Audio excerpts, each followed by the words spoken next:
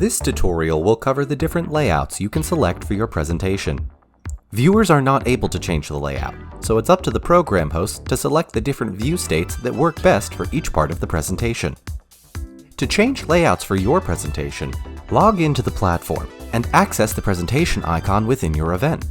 Click the Room Control icon on the left-hand side. This will bring up the Layout section bar at the top of the screen. There are 4 key words to know when selecting a layout: slide, video, large, and small. You can have any combination of these layouts for your presentation, like small video, large slide, large video, small slide. You can also change which side of the screen the slide and video are on. You also have options for a full screen video as well as just slides.